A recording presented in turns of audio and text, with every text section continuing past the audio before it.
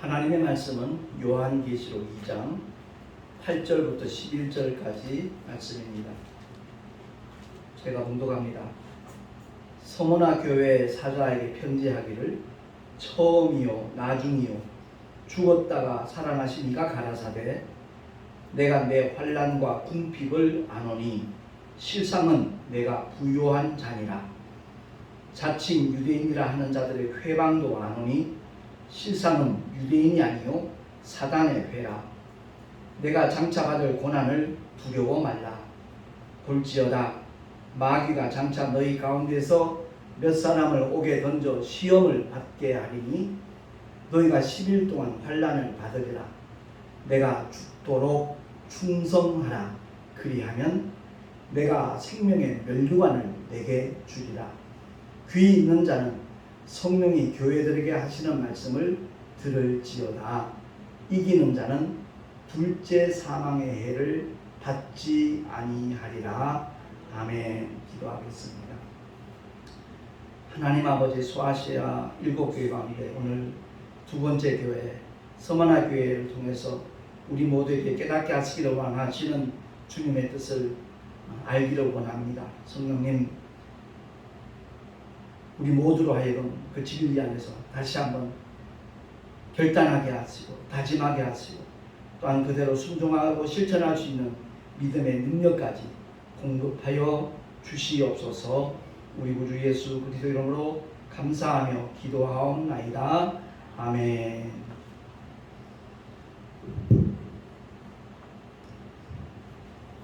모니터가 굉장히 중요하더라고요. 자기 발전을 하는 사람들은 언제나 자기의 그 행동한 것들에 대해서 또 목회자들은 자기 설교에 대해서 이렇게 모니터하는 것이 참 중요하다는 것을 제가 느낍니다. 제가 이 말씀을 드리는 것은 지난주에 제가 설교하면서 모압 족속을 아말렉 족속이라고 이렇게 표현을 했더라고요. 제가 제 설교를 다시 한번 듣는 이유는 어떤 실수한 거 있는가, 잘못 표현한 것 있는가, 그것을 확인하는 측면도 있고요. 사실 내 입에서 나가는 설교지만 성령께서 하시는 말씀이기 때문에 저 역시도 그 말씀을 통해 다시 한번 힘을 얻고 위로도 받고 그러기 때문에 저는 제 설교를 꼭 한 번 이상은 다시 듣습니다. 분명히 모압왕 발락이 발람에게 선지자를 보낼 때 모압 장로들과 미디안 장로들을 보내면서 그 이스라엘 족속이 너무 두렵게 느껴지니까 저 민족을 저주해달라고 부탁을 하잖아요. 그 예물 때문에 그 발람 선지자의 마음이 흔들리는 그 모습들을 통해서 우리가 정말 발람의 교훈을 바로 되새겨야 되겠다라는 그런 말씀을 전하면서 제가 표현을 아말렉이라고 이렇게 했더라고요. 아무튼 우리 모두가 다 자기의 삶을 늘 되짚어보고 점검하는 그런 자세는 굉장히 중요하다라는 것을 다시 한번 느끼게 되었습니다. 제가 오늘은 또 양복 웃옷을 입지 않고 이렇게 섰거든요. 사실 기독교는 고행주의가 아닙니다. 설교자의 기본이고 예의다 이렇게 표현하는 분도 없잖아 했지만 과연 누구에 대한 예의일까 이런 생각이 가끔 들 때가 있어요. 그래서 어떤 고정관념, 기존의 그런 틀을 좀 벗어나자 하는 마음을 저는 늘 갖고 있습니다. 그래서 오늘 37도까지 올라가는 굉장히 무더운 날씨인데 굳이 양복을 입고 땀을 흘리면서 이 모니터를 통해서 또 설교를 듣는 분들에게 덥게 느껴지도록 할 이유는 없겠다 싶어서 이렇게 옷을 벗었습니다. 이해해 주시기 바라고요. 오늘 본문의 말씀을 통해서 우리의 현실과 실상에 대해서 주님은 지적을 하시더라고요. 1절에 보니까 처음이요 나중이요 죽었다가 살아나신 생명과 부활의 주님이 말씀하셨잖아요. 예수님이 말씀하신 내용이 뭐냐면 내가 내 환난과 궁핍을 아노니 실상은 내가 부요한 자니라. 서머나 교회가 초대형 교회는 아니었던 것 같아요. 분명히 규모도 작고 그런 열악한 환경 속에 있는 교회가 아니었을까 이런 느낌을 받게 됩니다. 소위 목회 성공이라고 말하는 그 큰 교회들, 중대형 교회들, 그 교회를 향한 메시지가 아니라는 것을 느끼게 되어지는데, 열악한 조건 속에 있는 작은 교회, 미자립 교회가 아니겠는가 이런 생각이 들더라고요. 근데 주님은 말씀합니다. 내 현실, 처지는 분명히 궁핍하고 열악하고 어떤 환란의 연속일 것처럼 분명히 보여지지만 주님이 보실 때는 내 실상은 부유한 자기라라고 말씀합니다. 이 지구상에 70억 넘는 모든 인구가 나를 인정한다 할지라도 주님이 인정하시지 않는다면 그는 사실 영혼이 망한 자거든요. 그렇기 때문에 우리가 믿음의 길을 걸어가면서 신앙생활도 마찬가지고 목회도 마찬가지고 주님 앞에서 내가 어떤 모습으로 서 있는가, 그것을 날마다 점검하는 자세는 결코 놓쳐버려서는 안 되겠다라는 말씀을 드립니다.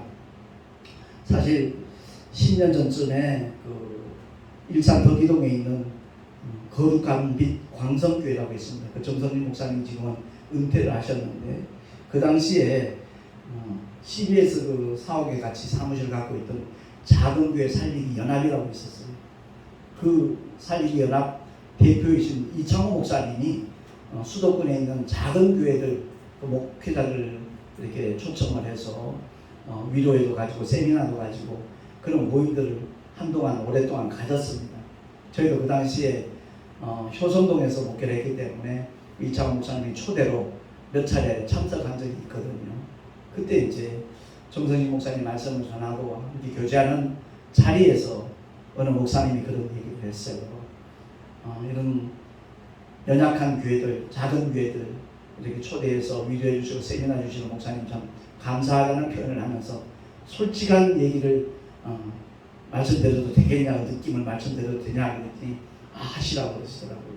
사실 저희는요, 이렇게 큰 교회를 보면 마치 바벨탑이 서 있는 것처럼 느껴집니다.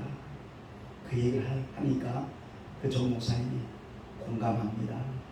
목사님의 마음 충분히 이해됩니다라는 그런 말씀을 하시더라고요. 그렇습니다. 오늘 난 수많은 교회들이 있는데 저는 역설적인 얘기를 가끔 해요. 택시 손님들 가운데 가끔 그런 말씀 하시는 분이 있어요. 물론 신앙생활 하시는 분들도 있고 그렇지 않은 분들도 있지만, 목사님 같은 분이 큰 교회를 맡아서 목회를 하셔야 되는데 그런 얘기를 해요.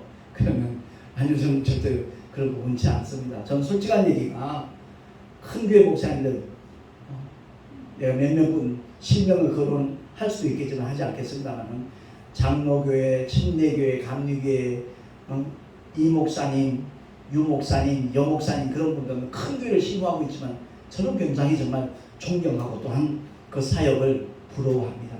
그러나 대다수의 큰 교회 목사님들은 오히려 저는 그들을 불쌍히 봅니다. 그러니까 아니 왜요? 라고 얘기를 하더라고요. 그래서 그걸 일일이 구체적으로 설명할 수는 없지만 그렇습니다. 자기 왕국을 건설한 것 같은 그런 느낌을 주는 목사님들 없잖아 많이 있기 때문에 그렇습니다. 수많은 성도들이 있어도 정말 겸손하게 주님의 심정을 가지고 그 인근에 있는 작은 교회들을 케어하면서 도와주면서 후원하면서 목회하는 큰 교회 목사님들은 정말 제가 마음속 깊이 사랑하고 존경하고 응원을 하지만, 그렇지 않은 경우는 오히려 저는 불쌍히 봅니다. 왜냐하면 주님 앞에 섰을 때 과연 주님께서 어떤 평가를 하실까, 그것 때문에 그렇습니다. 그들은 모든 것을 누리잖아요. 그러면서 베풀지 않는다라는 주님의 뜻과는 상당히 먼 거리에 있는 사람이 아니겠는가, 이런 생각이 듭니다. 부자와 거지 나사로의 말씀을 통해서도 우리가 느낄 수 있잖아요. 너는 이 세상에 위로를 많이 받았지만 나사로는 그렇지 않았다 그러면서 주님이 위로하시잖아요. 분명히 거기서 우리가 생각할 수 있는 것은 그 부자는 당대에 아주 유명한 사람이었을 거예요. 그러나 성경에는 그 이름이 나타나 있지 않거든요. 그러나 병들고 그 부자가 파티를 하고 내버린 음식 찌꺼기로 이렇게 연명하던 거지는 이름이 나사로라고 나와 있잖아요. 하나님의 위로라는 뜻이거든요. 그렇기 때문에 우리가 현실과 실상은 다르다는 것을 늘 기억을 하고, 꼭 목회를 하면서 신앙생활을 하면서 좀 남다른 어려움이나 궁핍 속에 있다면 이 말씀을 통해 다시 한번 자신을 돌아보고 주님이 뭐라고 말씀하시는지 그 사랑의 음성을, 위로의 메시지를 들을 수 있으면 참 좋겠다는 마음이 들더라고요. 이 본문에 나타난 서머나 교회 역시도 환난과 궁핍 속에 처한 작은 교회였어요. 그럼에도 불구하고 주님은 참으로 그 서머나 교회를 칭찬을 아끼지 않는 그 모습을 우리에게 보여주고 있습니다. 동시에 마음의 다짐을, 결단을, 각오를 촉구하고 있는 말씀이 10절에 나와 있죠. 우리 한 목소리를 한번 합독을 하겠습니다. 시작. 내가 장차 받을 고난을 두려워 말라. 볼지어다 마귀가 장차 너희 가운데서 몇 사람을 옥에 던져 시험을 받게 하리니 너희가 10일 동안 환난을 받으리라. 내가 죽도록 충성하라. 그리하면 내가 생명의 면류관을 내게 주리라. 아멘. 지금보다 더 악한 상황이 도래한다 할지라도 끝까지 믿음을 지키는 것, 죽도록 충성하는 것. 여기서 충성이 뭐지요? 타협하지 않는 거거든요. 오직 주님만을 경외하는 것이고 주님만을 예비하는 것이고 어떤 환경과 어떤 상황 속에서도 복음을 전하는 복음의 일꾼을 가리키는 겁니다. 충성이 뭐예요? 한자를 보면 가운데 중자에다가 마음심이거든요. 마음 한가운데는 어떻게 하라고요? 말씀은 변에 이불성자예요. 오직 하나님 말씀이 이루기까지 최선을 다하는 모습. 주님이 우리에게 많은 일들을 맡기신 것 같지만 한마디로 요약을 하면 만민에게 복음을 전파합니다. 예? 내 이웃에게 하나님의 사랑을 나타내라는 겁니다. 세상 사람은 4대 성인 중에 한 사람이라고 예수님을 그렇게 지칭하지만 아니요. 이 세상의 모든 세상 종교의 창시자는 죽음으로 끝났고 그들의 무덤은 웅장하고 화려하게 꾸며져 있습니다. 그러나 예수의 무덤은 빈 무덤입니다. 죽음이 끝이 아니라 부활의 천년매 되신 예수, 그분을 전환하는 거예요. 예수 안에 있는, 그 아들 안에 있는 아버지의 생명을 누구든지 예수 이름을 믿기만 하면 동일하게 창조주 하나님 아버지의 생명이 그에게도 주어지기 때문에, 공유가 되기 때문에 그 생명이 있는 자는 지옥 가고 싶어도 못 가요. 성삼위가 일체 되시는 하나님, 그 가족으로서, 구성원으로서 아버지의 집, 영원한 천국, 거기서 영생 복락함을 믿으시기 바랍니다. 요즘 21세기에 천국 얘기하면 고리타분한 설교라고 그렇게 취급하는 사람들도 없잖아 있어요. 그만큼 기독교가 오염됐다는 거죠. 변질됐다는 거죠. 성경의 핵심이 바로 예수고, 예수 믿는 자에게 보장하는 것이 천국인데 왜 천국에 대한 설교를 하면 고리타분한 설교 그렇게 생각하는지요? 다들 속고 있다는 겁니다. 그래서 저는 사실 택시 정도가 육신적으로 굉장히 힘들어요. 이제 내년에 70인데 우리 어머니 늘 하시는 말씀, 나이 아무도 못 이긴대. 그걸 느껴요. 점점 더 느껴요. 하루에 12시간 가까이 운전하고 나면 녹초가 되고요. 그럼에도 불구하고 주님 주시는 기쁨과 희열은 이루 말할 수 없거든요. 예전에는 택시가 돈벌이 수단으로 괜찮은 시대도 있었어요. 합성도 하면서 여러 가지 유리한 그런 부분들이 없잖아요. 있었던 시절이 있었어요. 그러나 지금은 그거 아니거든요. 더더구나 4단계 이렇게 격상되고 나니까 오후 6시 이후에는 두 사람까지만 태울 수 있고 그 이상 손님이 손을 들어도 못 태워요. 그런 상황이다 보니까 기사들 자꾸만 이직을 하는 그런 현상도 없잖아 있더라고요. 근데 어제 뉴스 보니까 법인 택시 기사들에게 또 80만 원씩 일괄적으로 지원한다는 그 내용이 와서 참 다행이다라는 생각도 들긴 했습니다만 어쨌든 이 택시를 내가 계속 하고자 하는 이유는 다른 것 없습니다. 그 작은 공간에서 손님과 거의 1대1 내지 2대1 이렇게 대화가 가능하니까 그들에게 복음을 전할 수 있는 참 좋은 기회이기 때문에 물론 많은 대화는 못 나눠요.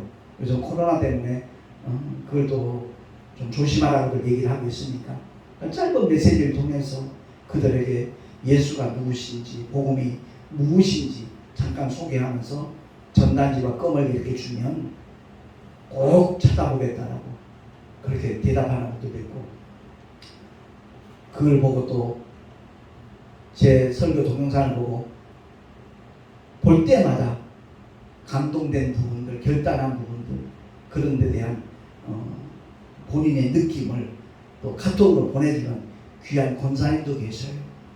참 이 무더운 폭염 속에서 어려운 일을 하고 계신데 저보다 한 4살 정도 연세가 있으신 감리교 권사님이신데 쉽게 표현하면 고물상이죠. 거기서 아마 직원으로 일을 하시는 것 같더라고요. 그 권사님 같은 경우는 끊임없이 이렇게 문자를 보내주고 또 되게 힘을 실어주는 격려의 메시지, 위로의 메시지, 감사의 메시지를 받을 때 제 마음은 정말 이루 말할 수 없이 기뻐요. 감사하고요. 그렇습니다. 분명히 어려운 환경 속에서도 주님이 맡겨주시기 딱 한 가지 그 과업이 바로 복음 전파거든요. 만민을 정말 아버지의 품으로 돌아올 수 있도록 해외 선교를 나가는 것도 얼마나 귀한 일인지.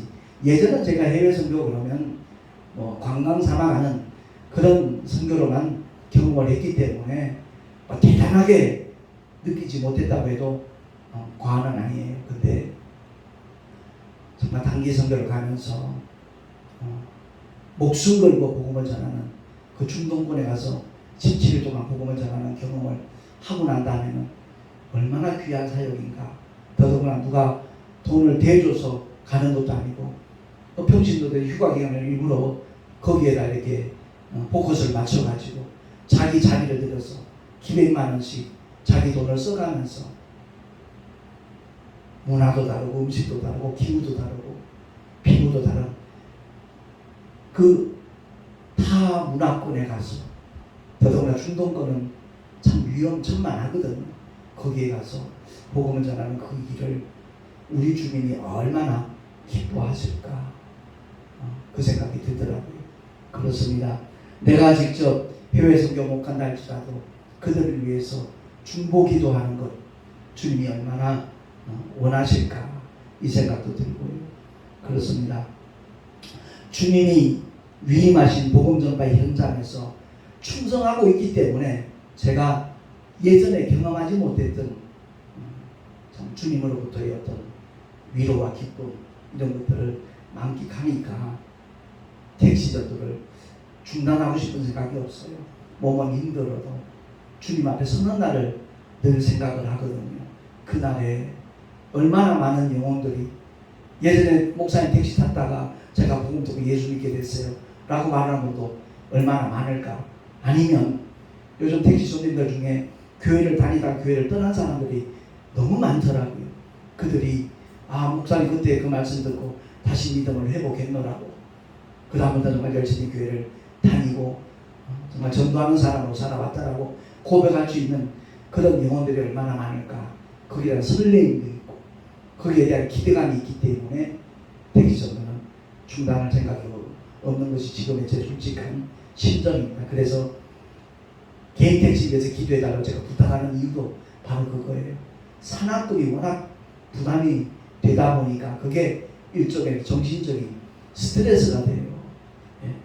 그래서 아무튼 어떤 욕심 때문에 제가 기도하는 것도 아니고 나이 70 넘어서 80 될 때까지도 얼마든지 운전은 가능하니까 개인차는 있지만 하나님께서 어떻게 택시 할 수 있도록 운전을 참 즐기는 그런 마음을 저한테 주셨어요. 제가 벌써 면허 딴지 만 41년입니다. 그동안 운전을 하면서 운전이 귀찮다, 지겹다, 어렵다 생각해 본 적이 없거든요. 그래서 저한테 맞는 어떤 전도 사역이겠다라는 생각이 들어서 말씀 중에 중보기도로 부탁하는 것뿐입니다. 아무튼 우리 모두가 다 오늘날 신앙생활 하면서 서머나 교회가 환란이 온다 할지라도 죽도록 충성하라는 주님의 부탁, 주님의 권고, 그 사명을 감당했을 때 주님이 뭘 약속합니까? 생명의 면류관을 내게 주겠다라고 약속을 하고 있거든요. 그렇습니다. 부흥사들이 말하는 우스갯소리로 개털모자 쓰지 말고 그날에 생명의 면류관을 쓸 수 있는 우리 모두가 될 수 있기를 예수 이름으로 축원합니다. 많은 사람들이 편하게 신앙생활 하려고 그래요. 속는 거라고요. 분명히 속는 겁니다. 히브리서 11장 24절에서 26절 말씀해 보면 그 모세가 어떻게 했는가에 대해서 제가 일부러 주보에다 기록을 해놨으니까 우리 한 목소리로 한번 합독을 하도록 하겠습니다. 시작. 믿음으로 모세는 장성하여 바로의 공주의 아들이라 칭함을 거절하고 도리어 하나님의 백성과 함께 고난받기를 잠시 죄악의 날을 누리는 것보다 더 좋아하고 그리스도를 위하여 받는 능욕을 애굽의 모든 보화보다 더 큰 재물로 여겼으니 이는 상 주시는 이를 바라봄이라. 아멘. 그렇습니다. 상 주시는 이를 바라보면 웬만한 어려움 얼마든지 뛰어넘을 수 있어요. 웬만한 고난 다 참고 견딜 수 있더라고요. 그렇습니다. 모세가 그 모든 기득권을 다 포기하고 내려놓은 이유가 뭡니까? 상 주시는 이를 바라봤기 때문에 그리스도를 위하여 받는 능력, 그 능력이 애굽의 모든 보화보다 더 귀한 것으로 모세는 여겼기 때문에 그것이 가능하다는 것을 성경은 말씀하고 있습니다. 이뿐입니까? 골로새서 1장 24절에 보면 복음을 위하여 가장 많은 수고를 하고 3차 선교 여행까지 다녔던 사도 바울의 고백이거든요. 합독하겠습니다. 시작. 그리스도의 남은 고난을 그의 몸된 교회를 위하여 내 육체에 채우노라. 아멘. 그렇습니다. 주님이 인류를 위하여 모든 고난을 받으셨어요. 근데 그 받으신 고난, 십자가의 죽음과 부활의 사건을 아직도 제대로 알지 못하는 사람들이 너무나 많습니다. 예수의 십자가 모르는 사람은 수두룩할 것 같지만 아무도 없는 것 같잖아요. 예, 예수의 십자가 다 알아요. 근데 그 진짜 그 내용, 그 실상을 모르는 사람은 수두룩하거든요. 그래서 그 복음 전파를 한다는 것이 얼마나 귀한 일인가 하는 것을 사도 바울은 알기에 그리스도에 남은 고난이 있다는 거예요. 오늘날 21세기를 살아가고 있는 모든 구원받은 믿음의 성도들에게도 그리스도에 남은 고난을 함께 짊어져야 될 의무가 있고 책임이 있다는 것. 바꾸고 말하면 그것을 감당할 수 있는 특권이 주어졌다는 것을 우리 모두가 깨달을 수 있기를 예수 이름으로 축원합니다. 십자가 없이 부활의 영광 없어요. 노 크로스 노 크라운. 그냥 구호가 아니라 정말 우리의 날마다의 삶 속에서 주님의 죽으심과 부활하심을 전할 수 있는 하나님의 사람으로 살아가십시다.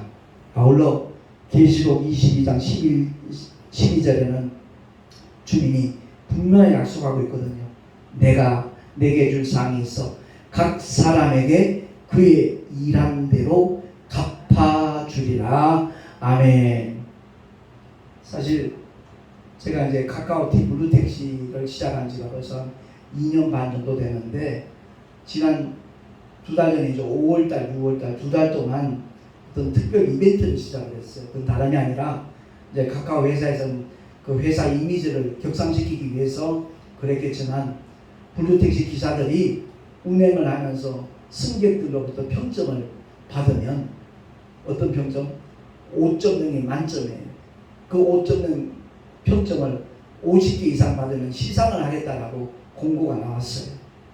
근데 제가 지금 속해 있는 성산택시 그 운수조합에서 제가 선정이 된 거예요.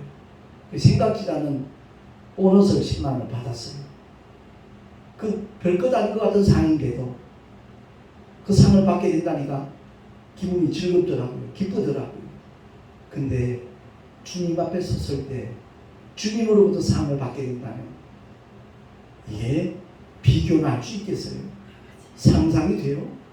저는 그래서 거기에 늘 마음이 들떠 있는 거예요. 그래서 지금의 힘들고 어려운 상황 얼마든지 극복하고 뛰어넘을 수 있겠더라고요. 처음에 택시전도 시작했을 때는 오해의 눈길도 있었어요.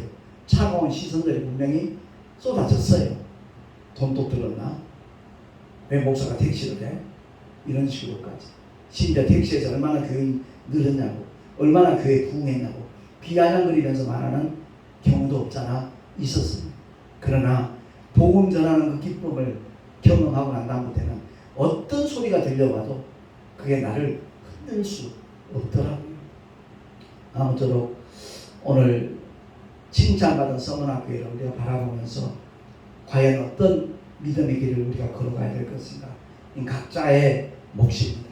각자가 선택해야 될 것이고 결정을 해야 될 것입니다. 그러나 그 선택의 결과 역시도 본인의 몫이라는 것을 우리가 기억을 하고요. 11절에 보면 귀 있는 자는 성령이 교회들에게 하시는 말씀을 들을지어다. 그러고 난 다음에 이기는 자는 둘째 사망의 해를 받지 아니하리라. 그렇게 약속을 하고 있습니다. 요즘 코로나 왜 무서워해요? 죽을까봐 무서워하는 거예요. 다른 것 없어요.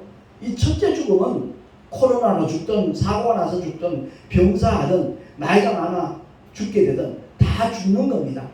근데 진짜 우리가 두려워해야 될 것은 둘째 사망의 해예요.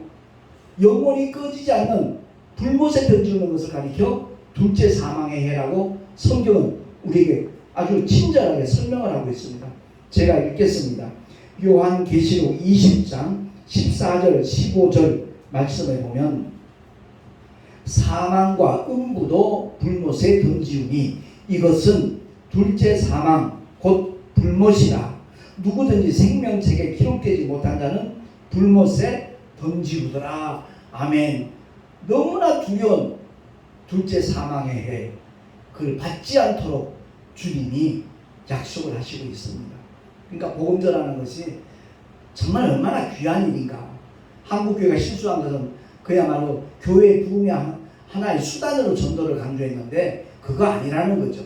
우리 교회를 나오든 안 나오든 상관없이 주님의 몸된 교회의 한 일원이 되어지고 복음을 받아들여서 하나님의 자녀되는 권세를 모두가 가질 수 있도록 하기 위하여 복음을 전하는, 전도를 하는 하나님의 사람들이 우리 모두가 될 수 있다는 주님께서 얼마나 기뻐하실까.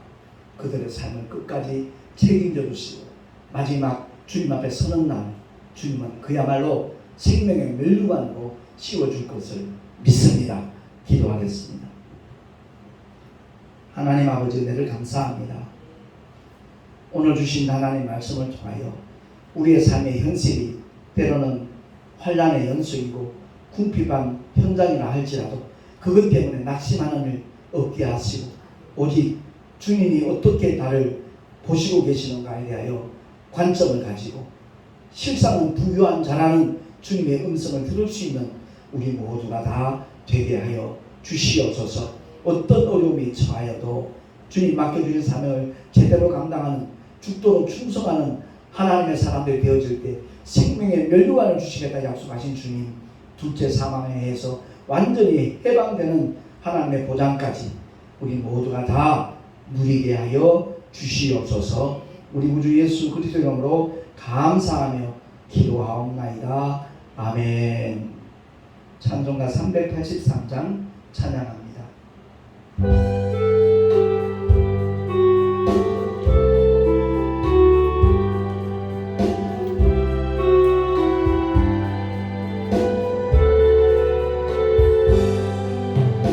환난과 핍박 중에도 성도는 신앙 지켰네. 이 신앙 생각할 때 기쁨이 충만하네.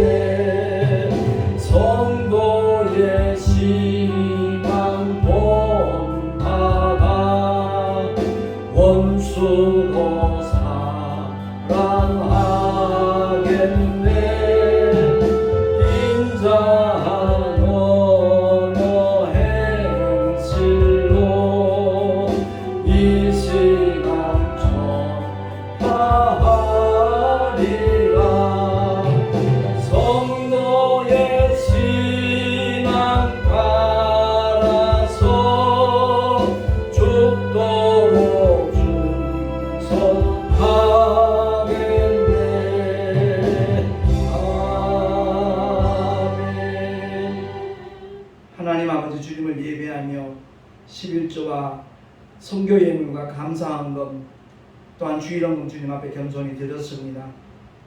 이 예물을 통해 하나님의 나라가 확장되는 일에 아름답게 쓰임받기를 소망하오니 주님 드린 손길들마다 영육간에 강건함 주시고 계획하고 경영하는 모든 일들 위해 형통한 복까지 주님 허락하여 주시옵소서. 우리 구주 예수 그리스도로 감사하며 축복하며 기도하옵나이다. 아멘.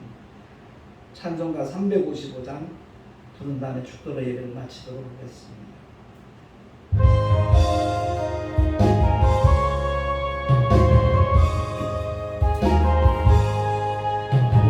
바다 나서리 몸 어디든지 가오리다.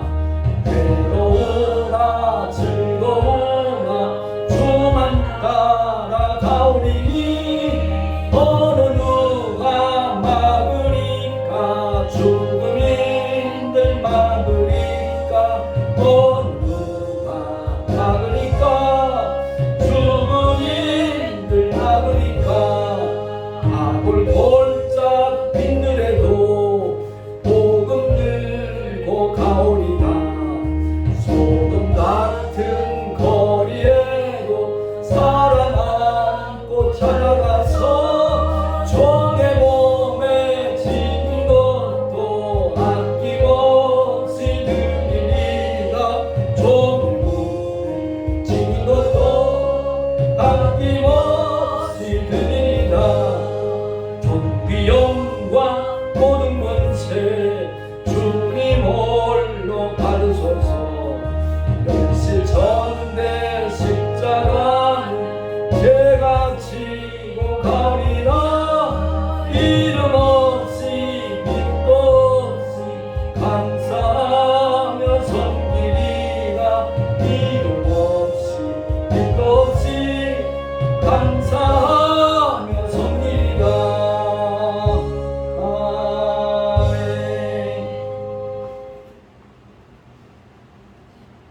축도로 예배를 마치겠습니다.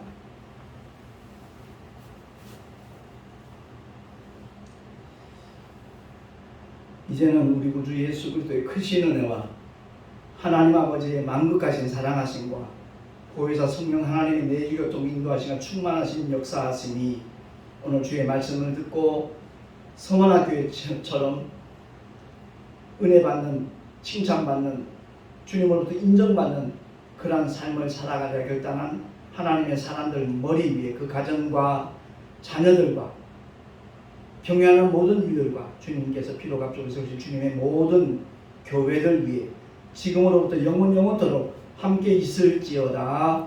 아멘.